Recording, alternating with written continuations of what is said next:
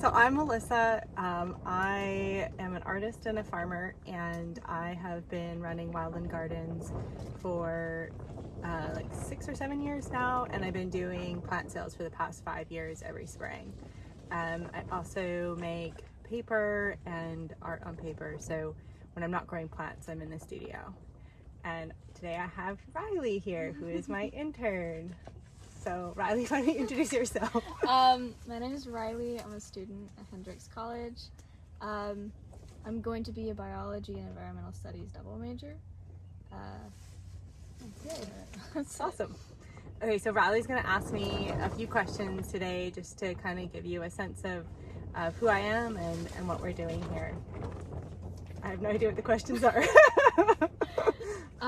So why did you start gardening? Oh, wow. That's a long story, but I started gardening as a kid. My mom is a really great gardener. She grows dahlias and other flowers. She's like a competitive flower arranger. Okay. Yeah. So when I was a kid, my mom would take me shopping for plants. And I remember going into the nursery and just loving the feeling of the warm air and the plants. I lived in Canada, so it was really cold. So you'd go in and it'd just be like, bam, like fake summer.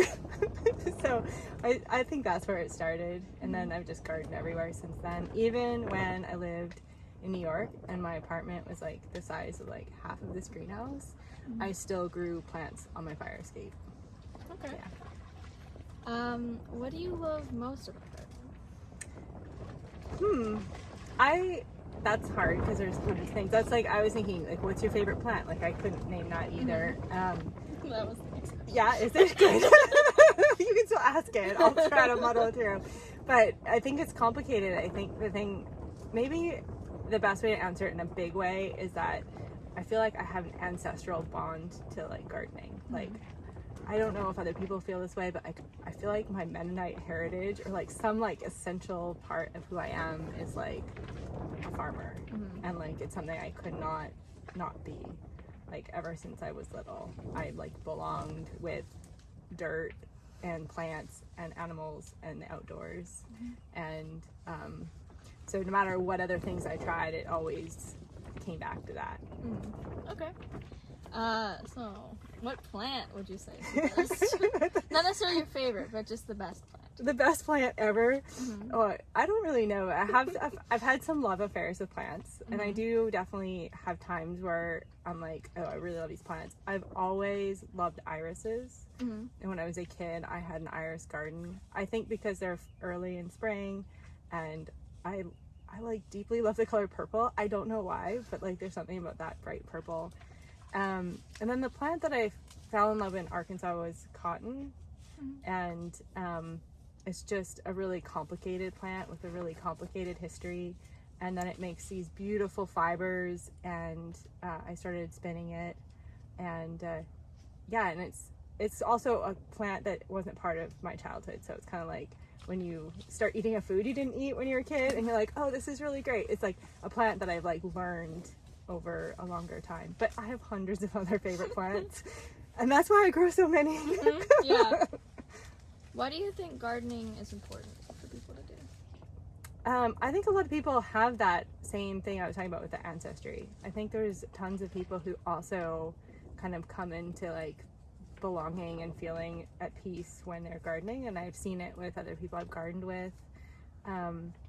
I think also just like on a really practical scale, like growing your own food and like how that feels, it's like better, more delicious, and it gets you away from the same kind of system of buying things. It's a little bit rebellious in a way to our culture to like grow something and then just eat it because it's like almost for free, even though you had to like, you know, do a ton of work to make it happen.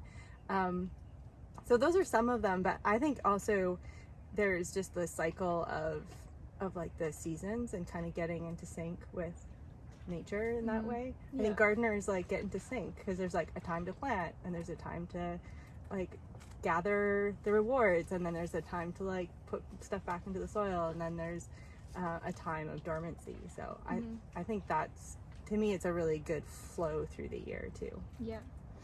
What do you think people can learn from plants? Plants are really awesome. Could you imagine photosynthesizing?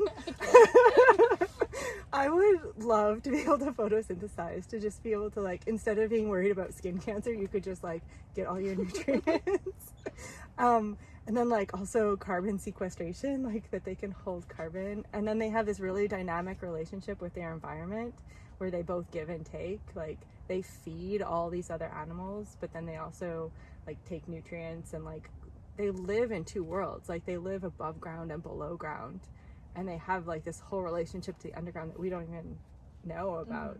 So I feel like they kind of, like, growing plants, or like thinking about them, almost like lets you see nature in a different way than you would with your own eyes if you, like, empathize with plants. Yeah. It's kind of strange, but I feel like that with animals too. Like, my dog can hear better than me, so in a way she becomes, like, a way to experience hearing differently. And then plants, like, exist in the world differently, so you can feel, like, their sense of place and season and all of those things differently. Okay. So if you had to use 3 words to describe yourself, what would those 3 words be?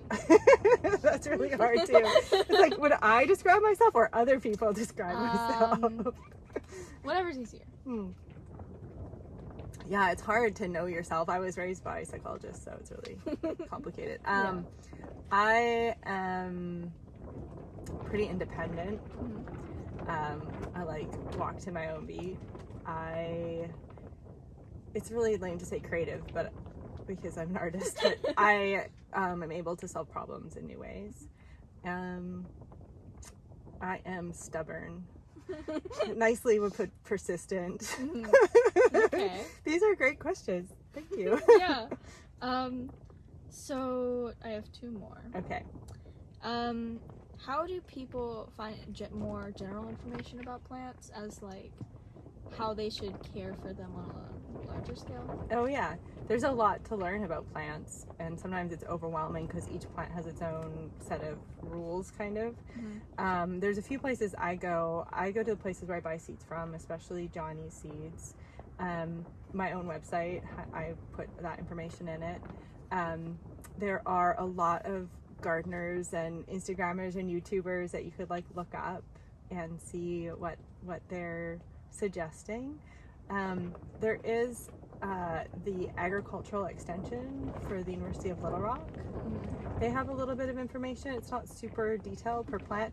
The other thing is you just Google each plant. Like, it's so easy now to just, like, type in the plant and see what they say. Especially, I always do that for, like, low temperatures, high temperatures, or insects, like trying to figure out what's eating your plant. So yeah, a bunch of ways, but I would start with Google and then go forth. So a lot of people can do, like, a large scale thing like this with lots of plants. So how would people choose a plant for them? Like, how many which plants they should have in their own life? Yeah. I've made mistakes at that myself. I've grown, like, things that I don't like eating. You shouldn't do that. So if you, like, don't like something, you shouldn't grow it. Like, if you're like, I don't like tomatoes. I met a tomato farmer who's allergic to tomatoes, and I was like, that's so sad. Like, you have to wear, like, full bodysuit to grow tomatoes, but other people like them. But anyway, I would grow things that you actually personally like to eat, and not fake it, but, like, be realistic about that. And then grow, like, flowers and other things that make you happy because they're nice colors. I think also people have different kinds of garden, like, areas. Like, if you have a shady yard, you can't grow a whole bunch of sunny vegetables. Or if you have a small area, you have to grow plants in pots. So you have to think about where you have to put the things, and then match that with the plants that belong there.